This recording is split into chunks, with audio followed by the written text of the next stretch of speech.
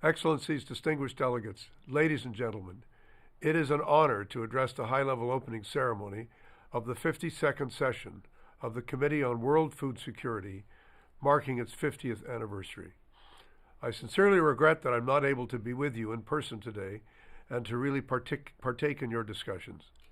As you know, the intersecting crises of food insecurity, displacement, and inequality are having devastating impacts on women, children, older persons, Indigenous peoples, rural and local communities, persons with disabilities, and all those in vulnerable situations.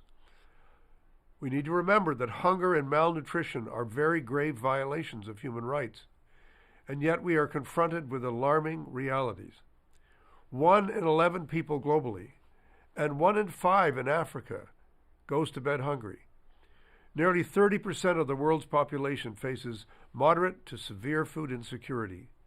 Conflicts, climate change, deep inequalities, and economic downturns are exacerbating this crisis, leaving those in the most vulnerable situations bearing the full load. If trends continue, 1 in 5 children under the age of 5 will be stunted by 2030. Think about that. Low-income countries where the majority cannot afford a healthy diet also face the lowest spending capacity to tackle these issues. But in fact, solutions are within reach. In July this year, member states adopted the Ministerial Declaration of the 2024 Economic and Social Council and High-Level Political Forum on Sustainable Development, where Goal 2 was under in-depth review and had a dedicated discussion. The ECOSOC HLPF Ministerial Declaration outlines a path forward. First of all, transform agri-food systems. Commit to making them sustainable, efficient, inclusive, resilient through agricultural technology, family farming, reducing food waste, integrating water resources management, and improving diets, nutrition, health, and hygiene for children. Second, leverage science, technology, and innovation. Use these and artificial intelligence through international cooperation to combat hunger and malnutrition. 3, and this is essential, close the financing gap. Secure the necessary resources to achieve our sustainable development goals. The work of this committee is vital in advancing these objectives.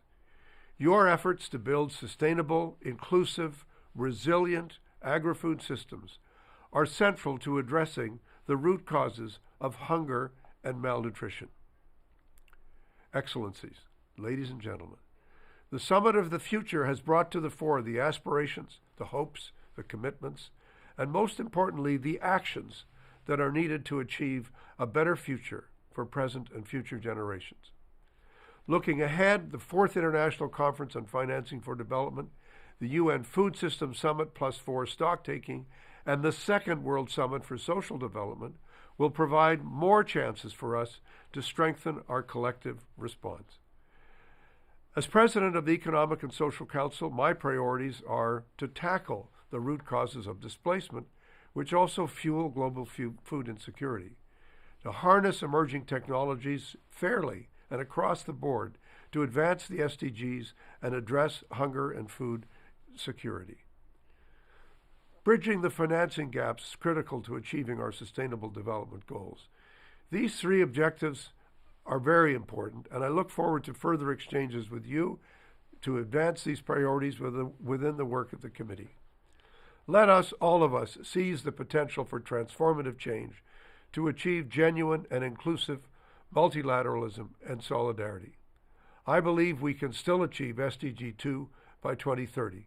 At least we have to make the effort. Thank you so much.